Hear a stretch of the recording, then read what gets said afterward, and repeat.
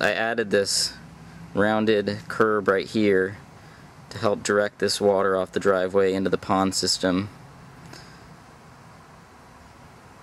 The water also comes off the roof right here into a pond liner lined diversion drain, which channels the water through this channel right here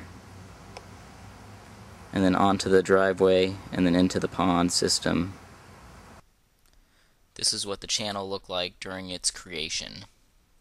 I also have shiitake inoculated oak logs with the ends resting in the channel. I put them in the channel once they were fully colonized, and it holds water for about a day and automatically soaks the logs whenever it rains. Acorns can be easily separated from leaves using this rounded channel or curb right here and an electric blower. See all the acorns on the concrete. Here is part of the branch drain system for the backyard. I just uncovered it so you could see. Got this citrus tree right here planted next to it. The water comes, the gray water, which is water that comes from your sink and bath, is diverted through this diversion, or this double L flow splitter right here, which splits the flow, and then it goes into these overturned plastic pots that are placed in a mulch basin. And I have two for this system. This is the basin before it's filled with mulch. Oh, there's the chickens. I think they're a little camera shy.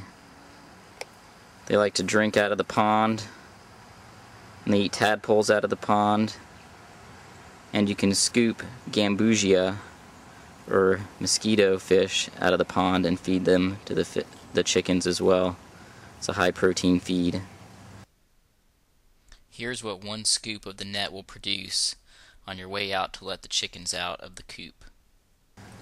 But they get most of their food just from scratching around in the backyard.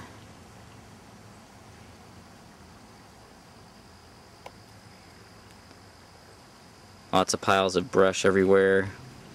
Rabbits living in there if you ever need to eat them. And there's the chicken coop hidden from view.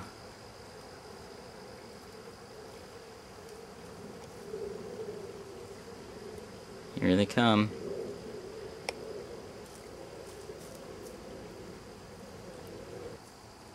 Okay, so here's another way you can feed the chickens. If you have pine logs, you let them sit on the ground for about a month, and then you go back and roll them over. Usually the plants are dead underneath them, but there's tons of termites, and then the chickens go crazy for them.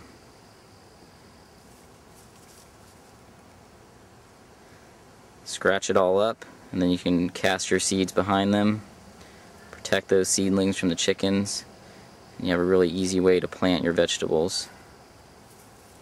Alright, I'm going to show you all the termites here after rolling it over.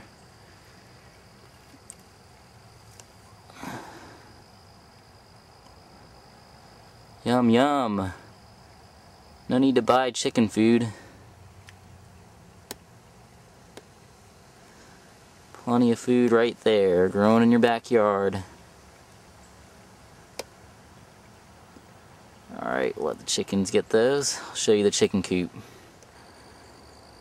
Alright, there's a chicken coop. My friend gave it to me. And you just move it instead of cleaning it. Pretty low tech, but works. Recycled. Here's a pomegranate tree and some kale that were planted behind the chickens. Some asparagus over there as well. And dewberries underneath them all. Chickens don't seem to be eating them. Don't even have them protected.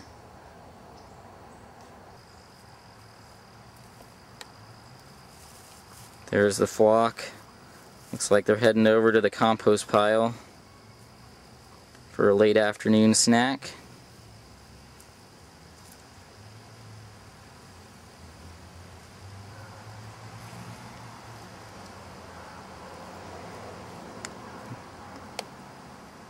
And there's the worm bins and soldier fly larva production area growing next to this Elaeagnus pungens with edible berries right there. Okay, so here is my latest attempt at soldier fly larva harvesting. Tongue twister. You basically grow them in your vegetable scraps right here. They come out in the summertime. They're not around right now. And then they crawl up your 30-degree sloped ramp right here into your pipe and then into your bucket.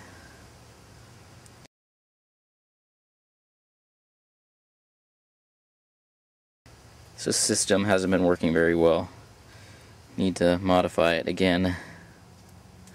But I do have lots of worms in here this time of year. There's a good globule of worms.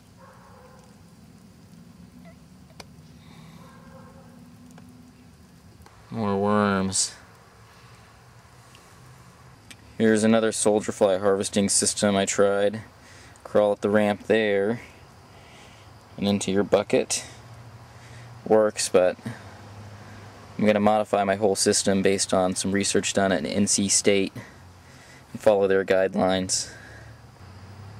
Ah, the chickens found the compost pile. Yum.